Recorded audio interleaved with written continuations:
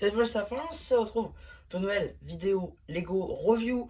Aujourd'hui du set robot de construction d'Emmet, par rapport donc à la première, enfin la seconde vague ou troisième vague de set basé sur le film Lego Movie 1, donc sorti en 2014 bien évidemment. Donc ce robot qu'il construit donc à la fin du film, Lego on a fait une interprétation et donc on va pouvoir donc voir un petit peu ce qui se trouve en fait donc sur ce robot. Et on va commencer direct avec les figurines. Du coup, ici, vous avez la figurine d'Emmet de The Lego Movie 1, avec donc les cheveux que notamment je réutilise pour ma figurine, un habit d'ouvrier qui n'est pour le coup pas habillé comme sur les versions du 2, une tête assez je fais le dur. Il y a d'ailleurs aussi une seconde expression faciale, et là, je vais vous montrer l'arrière du torse. Aucun accessoire, d'ailleurs, n'est présente pour cette figurine. Final, quand j'y pense, c'est vrai que Emmett, c'est un peu la seule vraie figurine, parce que là, c'est plutôt un personnage en brick build. C'est Unikitty énervé, donc du coup, avec des nouveaux imprimés, notamment avec la queue de feu, des imprimés aussi de feu sur cette brique en pont, des couleurs vraiment très chaudes plutôt que très roses. On a d'ailleurs un nouvel imprimé pour le visage, on a les petites oreilles, la petite corne. Voilà, on est ici sur une bonne Unikitty.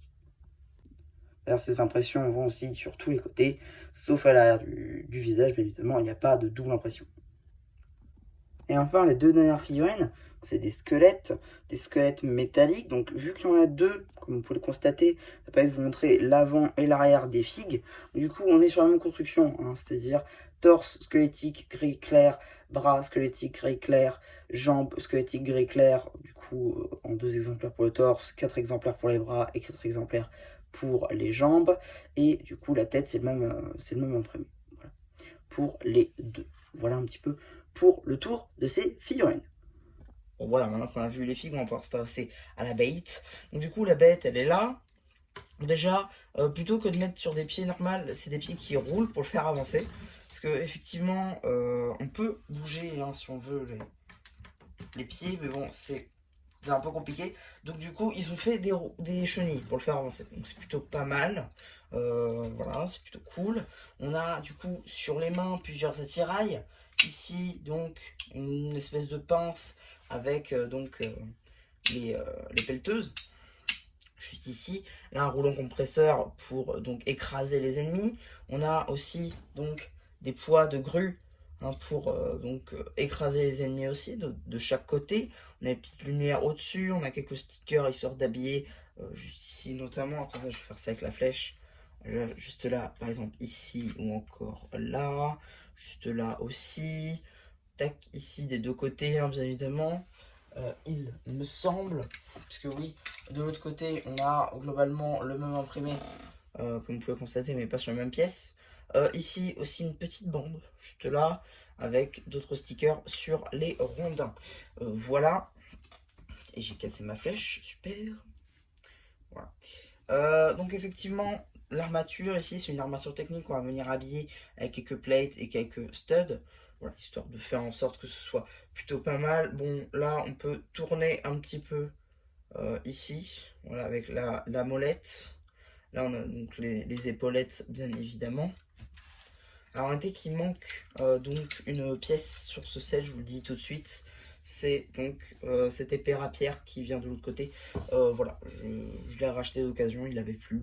Bon, écoutez, tant pis. On a ici un cockpit qui va pouvoir s'ouvrir avec les deux seules pièces imprimées du set qui sont donc juste ici. C'est des petites jauges, avec encore des petites loupiottes, des grands phares ici. Juste là, on peut l'ouvrir donc pour donner lieu au cockpit de la Fiorine avec juste quelques manivelles. Voilà, plutôt sympathique là encore. Là, vous allez donc mettre des grilles sur une plate. Vous allez venir rabattre, donc ça aussi c'est plutôt sympathique. D'autres stickers qu'on peut observer juste ici. Voilà, globalement, c'est une assez bonne construction. Alors, c'est en plusieurs sachets. Moi, je l'ai eu donc d'occasion, donc il était déjà monté, il n'était pas avoir plusieurs sachets. Ce qui fait que du coup, j'ai mis une petite heure ou deux. Mais je pense que ça peut rapidement se faire en 1 heure et demie par sachet. Donc, franchement, non, c'est une bonne construction pour le coup.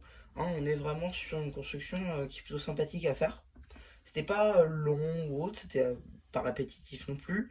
D'ailleurs, sauf aux endroits où vous devez le faire en 2 fois, notamment ici, vous devez le construire en 2 fois et là aussi, il me semble. Donc voilà, c'est plutôt dommage de ce point de vue-là.